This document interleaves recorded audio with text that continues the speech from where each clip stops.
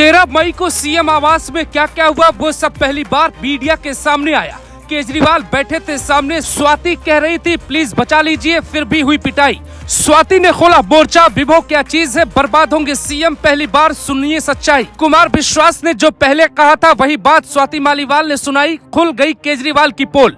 Swati media में आकर रोई, निकलते आंसुओं से निकल रही थी बद्दुआ, क्या बर्बाद हो जाएगी आप। ये स्वाति का रोता हुआ चेहरा, निकलते हुए आंसू, क्या कोई हिसाब दे पाएगा? क्या केजरीवाल इन्हीं आंसुओं के बोझ के नीचे हमेशा के लिए दब जाएंगे? स्वाति घटना के बाद पहली बार मीडिया के कैमरे पर आई और वो सब बोल गई जिसका अंदाजा किसी को नहीं था। स्वाति का ANI पर इंटरव्यू आया, पर उसमें कुछ ऐसी बात है जो शायद कोई नहीं सुन पाएगा।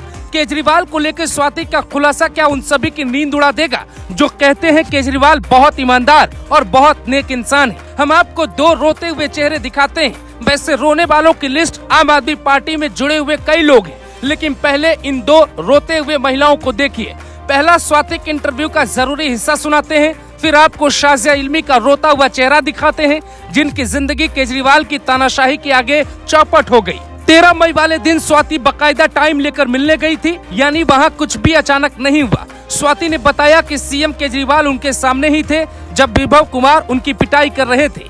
ये बात हमें शाजिया इल्मी भी बताती और कहती है कि केजरीवाल का गुंडा है विभव कुमार, जब वो कहते हैं तो भौंकता है, जब वो कहते हैं तो काटता है। तो क्या सच में विभव कुमार का साथ केजरीवाल की बची सियासी जिंदगी भी दांव पे लगा देगा?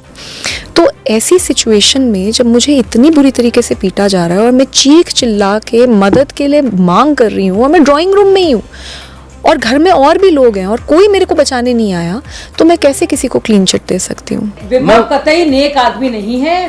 विभव एक बहुत शातिर बदमाश है और बहुत ज़्यादा बदतमीज इंसान है और वो लोगों को जलील करता है। कोई इसमें एक जरा सी भी शराफत अगर हो तो मैं अपना नाम बदल दूं। स्वाति के साथ क्या क्या हुआ था वो स्वाति खुद बताती है। कहती है कैसे वहाँ पर रहना मुश्किल हो गया है। बीजेपी इससे हाथों हाथ उठा रही और दावा कर रही है कि चुनाव के बाद केजरीवाल से जवाब मांगा जाएगा।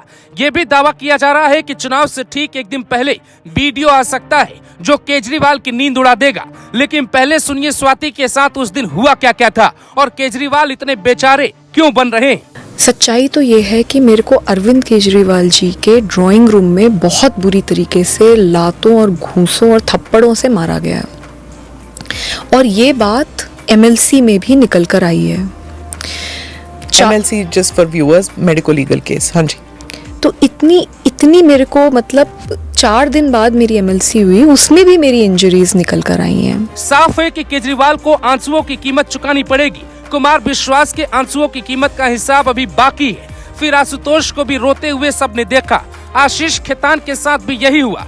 शाजिया इल्मी, स्वाति मालीवाल, मनीष सिसोदिया के साथ भी कुछ ऐसा होता है। प्रशांत भूषण और उनके पिता शांति भूषण को भी रोना पड़ा था। हर चेहरों को हिसाब देना होगा। क्या केजरीवाल दे पाएंगे? आम आदमी पार्टी की फाउंडर मेंबर रही संतोष कोहली की मौत हो चुकी है। उनकी मां का दावा होता है कि केजरीवाल ही दोषी है। तो क्या संतोष कोहली की आत्मा भी जवाब मांग रही है? केजरीवाल को देखकर कई बार तरस आता है, एक नेता कैसे एक नायक से खलनायक बन गया।